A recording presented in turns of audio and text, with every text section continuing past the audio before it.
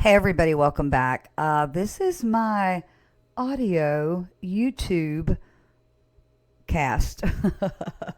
My name is Lisa Asbell, and listen, I'm a lover of people for my whole life. I've always wanted to help people, inspire people, encourage people, lift people up, and be their friend. So here I am now. Um, Sharing my life, and I have been for 6 years with others, and really have become a wellness coach, a transformation coach, and honestly, I'm just your cheerleader, okay? And but I've been able to put together a framework that helps people make change. And it starts with transforming your thoughts and you transform your life. And I hope you'll subscribe if you like what you hear here. And man, this is going to be a tough little episode I got going on today. And I try to keep these to about 10 or 12 minutes. And hope you'll subscribe and go over to lisaasbell.com. And I'd love to connect with you over there too. So here we go. When the world turns upside down, what do you do? And we have all had those moments that you feel like the world is crumbling beneath you. Every single one of us. It could be a personal crisis, it could be an unexpected loss or diagnosis, or just things, the rug literally pulled out from under you. We have, when the world is in turmoil, I find more and more people can be in turmoil. And you just feel out of control, overwhelmed, and maybe even hopeless. But I'm going to tell you something. It's powerful, and there's a way through, and it starts with how you respond. I've been there, even just this month myself. You know, I faced moments that God had tested every ounce of strength I have, and I've coaching a lot of women over the years now who have very similar stories, and they have been through some very difficult times. And they've learned that my teaching and some of the things I share, they call them Lisa lessons, and it kind of caught on, and this is a Lisa lesson. But basically, Lisa lessons are things that I've learned, and I don't know a lot of things on what to do, but as I tell my private coaching clients all the time, I know what not to do, okay? And what not to do is stay stuck. What not to do is stay stuck and feeling overwhelmed just because you got a kid issue going on, or you got a marriage issue going on, or you got a financial issue going on. I mean, or maybe even the world shifting, you know, in light of the recent events of the tragedies that have gone on. I mean, you know, this is January or February of 2025 and started out tough, okay? And but you know what? You can have peace and control within, even though. So hopefully by the end of this, our little time together here, you're going to have some science-backed ideas, because you guys know by now I'm a little bit of a science nerd. But you know, that you can shift your mindset, you know, to having some, from clarity to chaos, you know. And I want you to stop feeling like a victim of your own circumstances, or any circumstances, you know, whether you created it or whether it's outside of you. You still have to find peace and resilience no matter what's happening. And hopefully today I'm going to be able to help you do that, because here's the truth. You are stronger than anything that's gone around you. If you found me because of a weight loss journey or a health journey, you know, you can dig deep, you can dig deep, you can dig deep, and you're going to have to. You know, you're going to have to keep digging deeper, whether it's losing weight or letting go of things you can't control. And step one, I hope you got a notebook. And again, I hope you'll subscribe and like and leave me a comment. You know, please take just a minute to say hello. And but first, step one is focus on what you can control.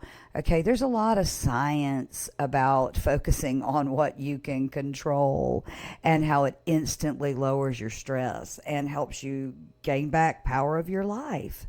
And so you have to ask yourself the questions. You know, a lot of my mentors out there say, you know, it's asking yourself the tough questions. That is how you know you're progressing in life and you're on the right direction. You're on the right path when you can ask yourself the tough questions. So you ask yourself, what do you have control over? You know, what can I put in place that takes care of me, no matter what else happens. For me, that's my daily walks. For me, it is prioritizing water and eating healthier. For me, it is stopping thinking about myself so much and shifting my focus, which is step 2.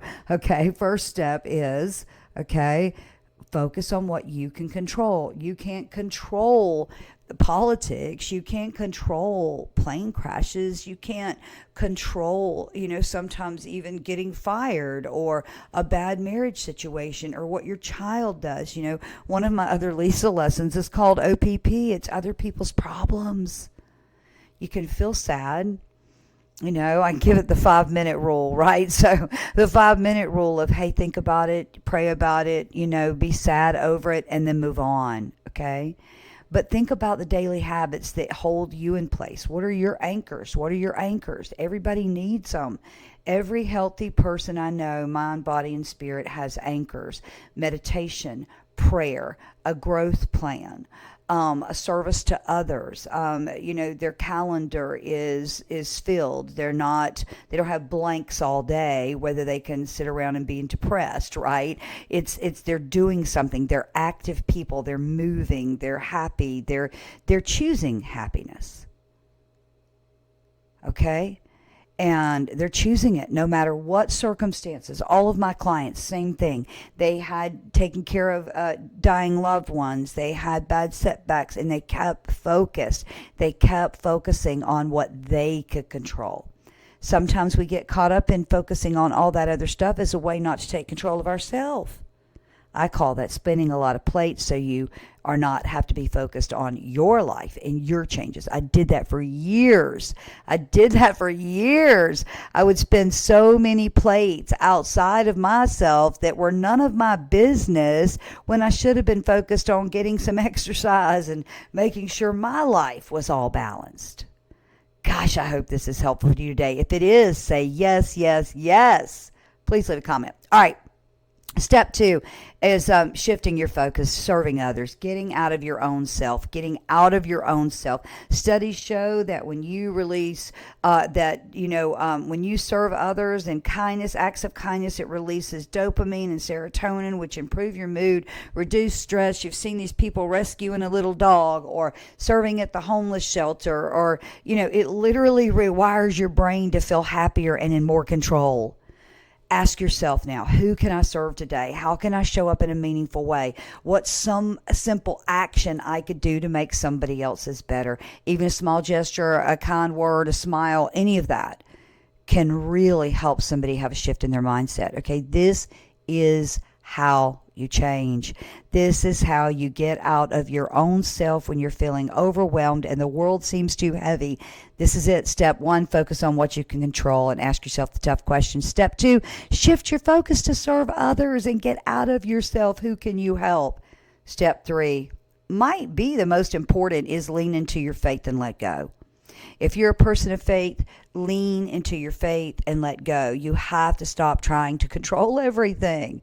You don't let your mind go to worst case scenarios. You don't carry the weight of the world. We've heard it a million times, and it is true.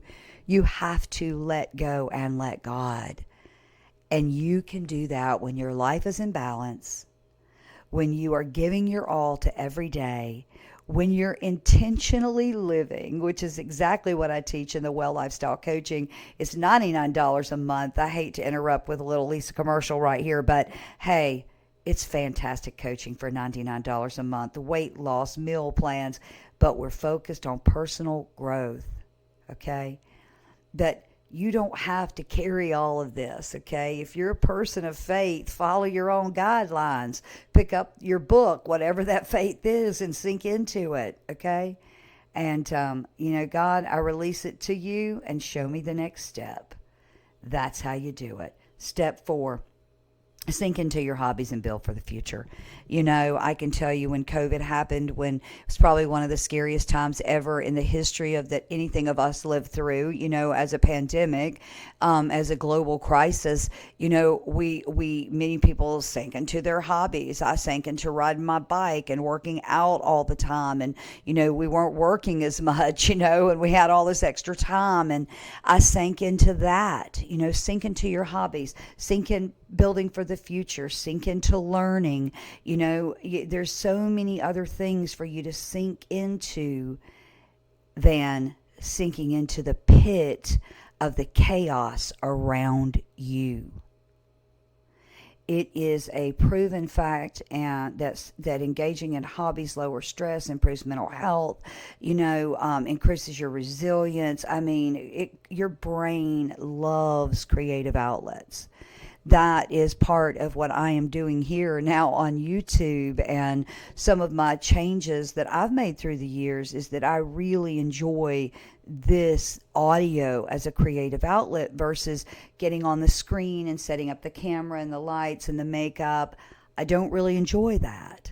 And this is a hobby that I enjoy. So I am proof that when I'm focused on these things, on my hobbies, on my futures, on my health, right? On the things I can control, on helping others, all of these steps. Wow, this was a powerful session today. If you like it, I hope you'll say so. So let me just say, I have walked through what I'm teaching you today now with thousands of women all over the world, English speaking for the most part. But I have walked with these women. And when I tell you that the things that I've talked about today, these little things that you can let sink into your life, and even if it's only a few minutes a day that you start thinking about, what can I control? Let me make a list. How can I serve others? Let me add it to the list. How can I lean into my faith? Let me add it to my list.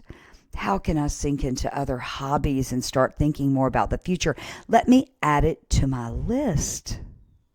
This works. I've watched people transform over and over and over. I teach these techniques in the Well Lifestyle and our coaching that's $99 a month. And hey, I hope you are loving my new YouTube audios. And I'm here to serve you. Reach out anytime. If this helped you today, hit the subscribe button and join me over at lisaasbell.com. Make sure to subscribe there too. And together we are 40s, 50s, 60s, 70-year-old women, and we are leaning into our best, most amazing life. And hey, I will see you on the next audio Lisa lesson.